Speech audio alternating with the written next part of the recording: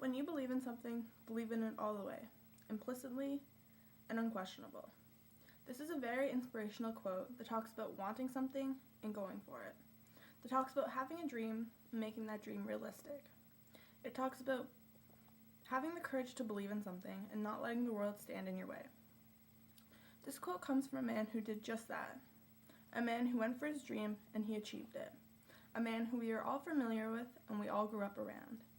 A man who is famous for saying, "I love Mickey Mouse more than any woman I've ever known." I'm here to talk to you today about Walt Disney.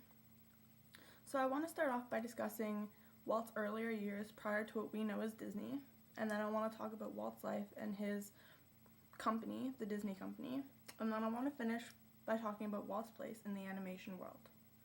So to start off, Walter Elias Disney was born on December 5th, 1901, to his parents Flora and Elias Disney.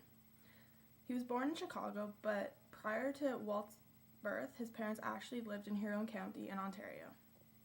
His family immigrated from all over the map, and his original last name was pronounced Disney, but when it was translated from French into English, it came out as Disney. It was actually first spelled D''Lisingly,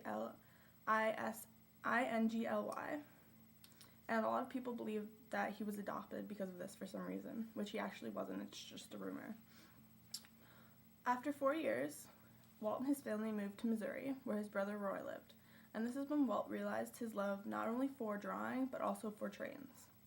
At the age of 7, Walt began to sell his sketches to his neighbors for money, and he was also introduced to motion animation through family friends.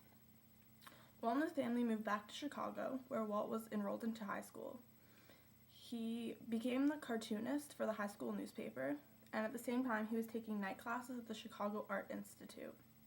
However, the whole high school thing didn't really work out for Walt. At the age of 16, he dropped out, and he attempted to join the military. Unfortunately, because he was too young, he was rejected. So him and his friend decided to head out to France for a year. They joined the Red Cross, and he actually drove an ambulance for a year. Unlike most ambulances during World War I in France, his was covered in drawings and cartoons instead of camouflage. So after a year of working in France, Walt headed back to America to pursue his artistic career. He actually created a career in the newspaper that drew political characters and comic strips. However, no one at the time wanted to hire Walt, so he ended up getting a job at an art studio. He was designing ads for magazines and newspapers, and also movie theaters. While he was working here, he met another cartoonist, and the two of them attempted to start a commercial company. However, because of their lack of money, this didn't really work out, and it kind of fell through, so Walt headed out to Hollywood to work with his brother. Roy, his brother, and him set up a camera in their uncle's garage, and they started filming. They had their first order from New York of the Alice comedies which they had created. This brings us to the beginning of the Disney Company. In 1928, this is when Walt created the ever-famous Mickey Mouse, who had a screen debut in Steamboat Willie.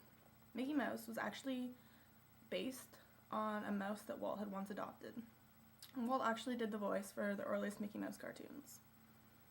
Walt's drive to perfect the Mickey Mouse character was endless, and he worked on nothing but this for almost 10 years, until the release of his first full-length animation feature, Snow White and the Seven Dwarfs.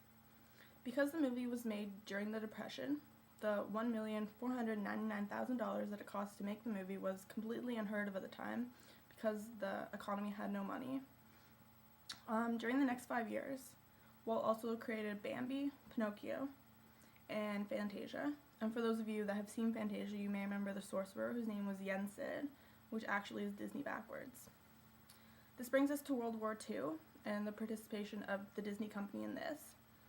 94% of the people working at Disney at the time went off to work for special government funding, and they made training, health, and propaganda films that were shown during World War II that are still shown today. So after the war, Walt started his TV production, and he had his first full color program, which was called The Wonderful World of Color, which was tastefully titled. 1955 was a really big year for Disney. This is when Disneyland was finished and it was opened. Disneyland is the only theme park today that was made under the direct supervision of Walt Disney himself. It was inspired by a theme park in Oakland, California, called Children's Fairyland. 10 years later, Disney World was made. Unfortunately, Walt didn't make it to see the opening of this theme park because he died of cancer on his birthday, December 5th, in 1966. Walt didn't pass away without leaving a huge mark on the movie industry. Through his life, he won an Academy Award for the creation of Mickey Mouse, 7 Emmys, a star on the Hollywood Walk of Fame. He was featured on a U.S. postage stamp, and he also broke the record for most Oscars won. He won 32, more than anyone ever has, along with many other achievements. Even after his death, the Disney company still continues to make those movies that take us to magical places and make us wish we were still 10 years old.